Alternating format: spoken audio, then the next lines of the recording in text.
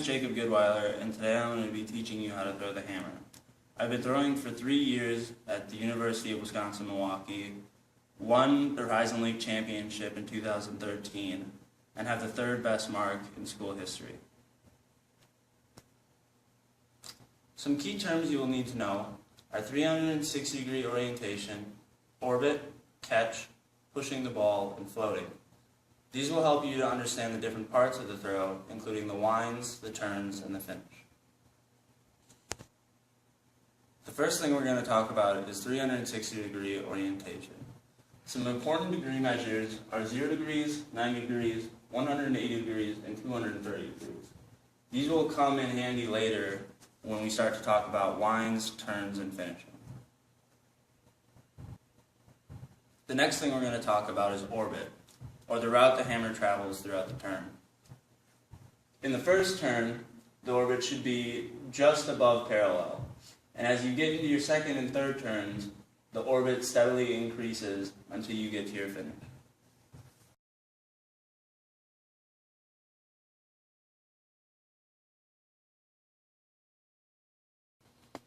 Some more key terms that will help with a hammer throw are catch, or when the thrower puts his right foot down when the ball has reached the apex, pushing the ball, which is when the thrower actively pushes the ball around its orbit, and floating, which is something you don't want to do, and is when the thrower fails to catch the ball at its apex, and the right foot ends up floating out of position.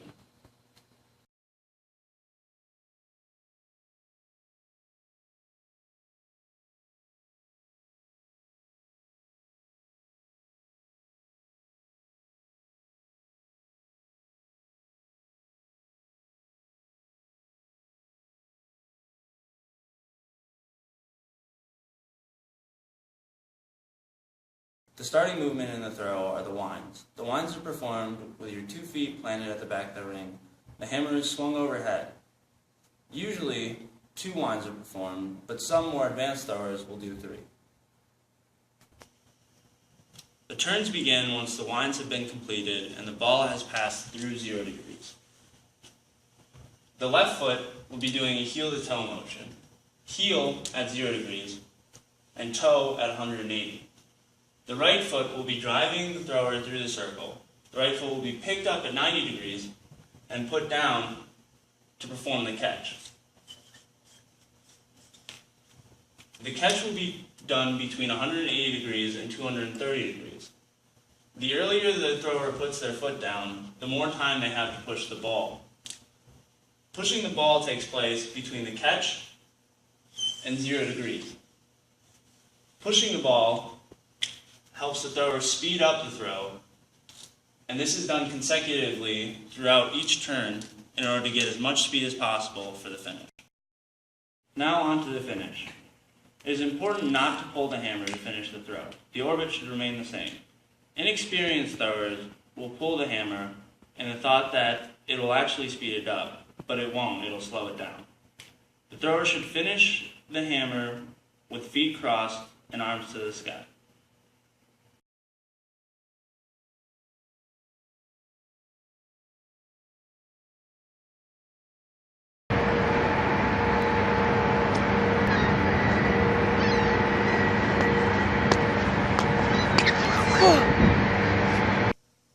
Are there any questions?